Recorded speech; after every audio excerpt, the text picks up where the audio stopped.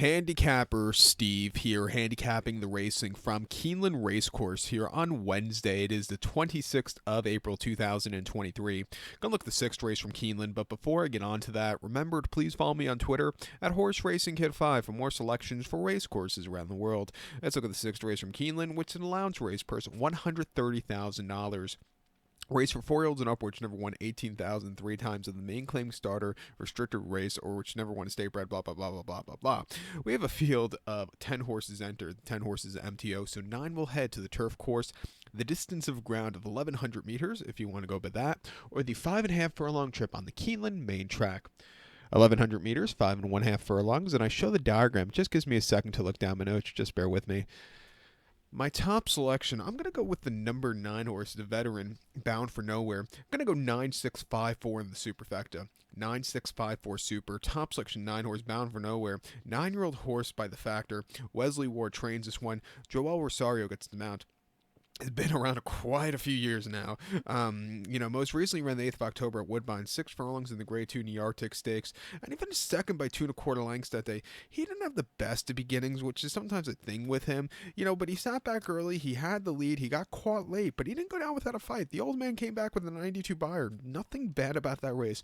Off the bench, back to Keeneland, where he likes running. I think he could run a good race here today and win. 2 back, he ran in the Grade 2 Highlander at Woodbine, 6 furlongs, 2nd of July. And he won by a length, and they switched the tactics that day. He came from behind after not the best beginnings, a little bit wide, a little bit of a tough trip, but he went there going away late, earning 100 buyer at 5-1. That was a very good race there. And then prior to that, an optional 80 at the Fairgrounds, 5.5 on the Stall Wilson Turf Course, 19th of March of 2022. Winning by 1 1/4 lengths at 90 cents a dollar on the front and all throughout. He basically, got the job done. A 98 buyer, a very good race. He likes this turf course. Most recent race on it came actually in April of 2021 in the Shakertown, which he won by a nose, closing up from nowhere with a career best 105. Second best career 105 buyer. He put on a show there. Actually ran in the summer of 2020 here in the Shakertown, where he finished third by a neck, where he just had a little bit of a tough trip, and then he placed in the Shakertown of 2019, where he just couldn't keep up late. But he likes his turf course. He's been around the block a few times. He made his debut in 2017 at Turfway.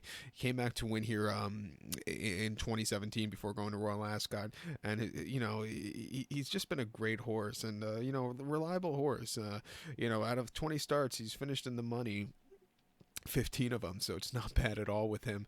Coming here today, I expect him to run a good race. I'm going to use him. I think the 6-horse Nero for Vincent Chimenot is your second likeliest winner for Neil Drysdale also. Most recently at Santa Antonio down the hillside turf course, 6.5 in the Clocker's Corner. He finished 5th by 6.5 lengths there. Excuse me, I can't speak. And he was just a little bit wide, and he just wasn't keeping up. Prior to that optional 100 Del Mar with the 6 on the dirt, not a dirt horse, wasn't handling it there. Finishing 6th by 15 3/4 lengths, just didn't show up there. And then a 5 furlongs in the Green Flash handicap at Del Mar. He finished 9th by 5.5 lengths that day and had a very troubled trip. I think coming to the Midwest here today, seeing some strong pace in front of him with a leveler, kind of turf course. It's not as narrow as the Southern California ones. It wouldn't surprise me if he finds a trip to win here and he closes up. I'll use him on the ticket, and also the 5-horse Purple Dream for Paulo Lobo and Joe Talamo. I like the victory at Turfway last time out. And then, some of the races over the winter can definitely win. Some of the races Ellis can win against these horses. I'll give him a shot here, 10-1 in this very wide open late pick 4. But to recount my selection for the 6 from Keeneland, let's take the 9-horse Bound for Nowhere. Give kudos to the 6-horse Nero and the 5-horse Purple Dream. 9654 Super, 965 in your multi-race. So good luck to all, and please follow me on Twitter at HorseRacingKid5. Good luck, everybody.